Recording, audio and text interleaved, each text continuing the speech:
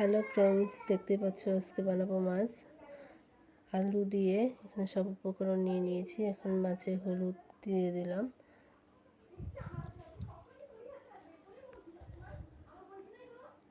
হলুদ দিলাম,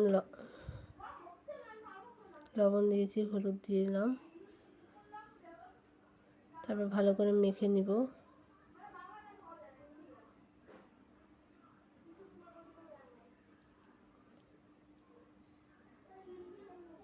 এদিকে গ্যাসে কড়াই বসিয়ে দিয়েছিলাম, কড়াই গরম হয়ে গেছে, তেল দিয়ে দিলাম। এখন একে একে মাছগুলো দিয়ে দেবো, ভেজে নেব মাছগুলো।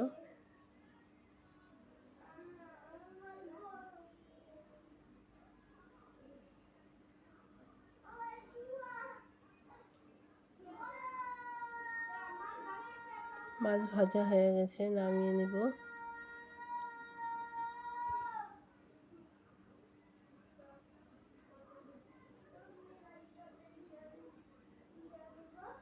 দেখতে পাচ্ছ মাছ সব নামিয়ে নিয়েছি। এখন আলুগুলো ভেজে নেব একটু লাল করে।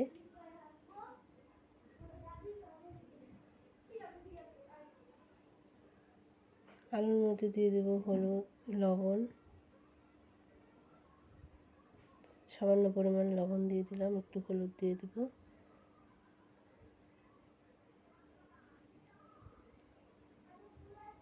আলুগুলো ভাজা হয়ে গেছে, আলুগুলো নামিয়ে নিলাম। দেখতে পাচ্ছ নামিয়ে নিয়েছি। এখন ফোড়নে দিয়ে দেব গোটা জিরা। তারপর ভালো করে ভেজে নিয়ে তারপর পেঁয়াজ দিয়ে দেব। পেঁয়াজটা হালকা লাল হবে। তারপর এর মধ্যে লঙ্কা দিয়ে দেব। আপনাদের পরিমাণ মতো দিবেন। আমি 6-7টা দিয়ে দিয়েছি। এখানে পেঁয়াজ বাটা দিয়ে দিয়েছি। এখানে হলো আদা, জিরা আর ধনে বাটা। সব মশলা মিশিয়ে নেব। এখন জল দিয়ে দিলাম, একটু জল দিয়ে ভালো করে কষিয়ে নেব মশলাগুলো।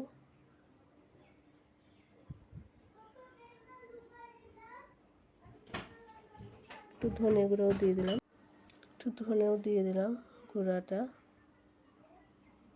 তারপরে পরিমাণ মতো নুন দিয়ে দিলাম।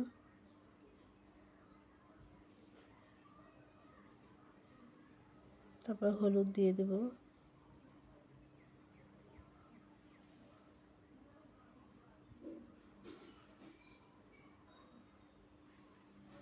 হলুদটা 1 চামচের মতো দিয়ে দিচ্ছি, আর লবণটা পরিমাণ মতো।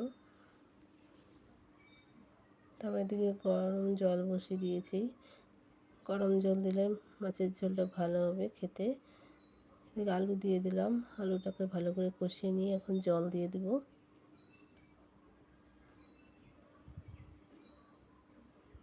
জল দিয়ে 5 মিনিট ঢেকে রাখবো।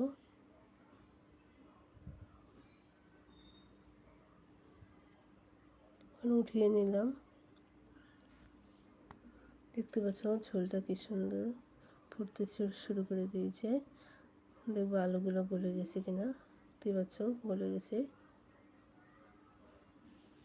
এখন একে একে মাছগুলো দিয়ে দিব।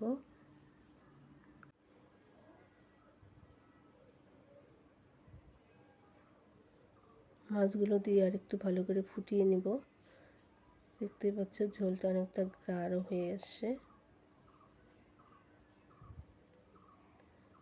আলুগুলোও সিদ্ধ হয়ে গেছে। নামিয়ে নিলেই হয়ে গেল। ভালো লাগলে লাইক, কমেন্ট, শেয়ার করে